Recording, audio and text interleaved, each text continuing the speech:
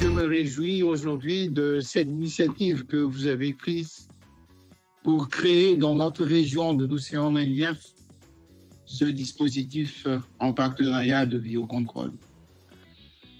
Je suis persuadé que le biocontrôle est au cœur des démarches agroécologiques engagées.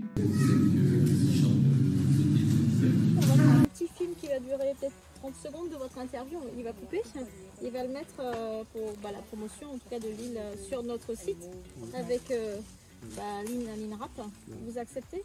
Oui, c'est pas grave. C'est pas grave. C'est pas grave. Ce sera mieux bien sûr parce que tout le monde va nous voir. Oui, peut-être il y a des gens qui vont s'intéresser. Oui, ça serait bien, c'est ça l'objectif. C'est que ça m'intéresse, c'est voir le beau manioc. Je m'appelle Isabelle Robben, je suis chercheure à l'unité PVBNT au CIRAD à La Réunion. Et mon travail principal est la mise au point d'outils de diagnostic moléculaire pour détecter différentes maladies chez les plantes, que ce soit des maladies dues à des bactéries, des virus, des champignons. Comme la PCR, c'est une amplification moléculaire, c'est-à-dire qu'à l'aide de petits bouts d'ADN qu'on appelle des amorces, on va amplifier un fragment spécifique de l'agent pathogène. C'est une méthode isothermale, une seule température, alors que pour la PCR, on a une succession d'augmentation et de diminution de la température. Donc en fait, la lampe, elle est plus simple. De plus, quand on fait une PCR, on a besoin de préparer les acides nucléiques avant la PCR par une extraction complexe de ces acides nucléiques à l'aide d'un kit commercial en général. Pour la lampe, en fait, on peut réaliser une lampe sur un extrait pratiquement brut.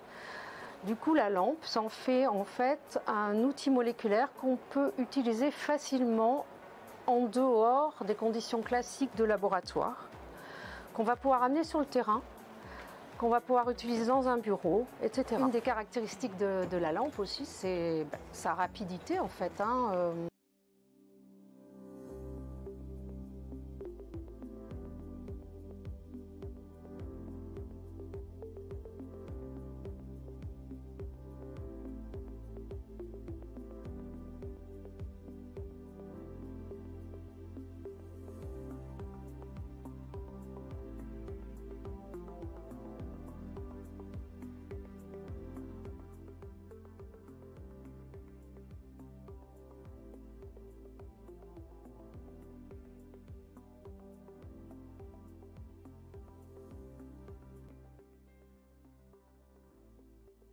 Donc là, on arrive à la seconde partie qui consiste à ajouter nos échantillons. Une fois qu'on a mélangé donc, les réactifs lampes avec l'échantillon préalablement préparé, nous allons tout simplement positionner dans cet appareil nos échantillons.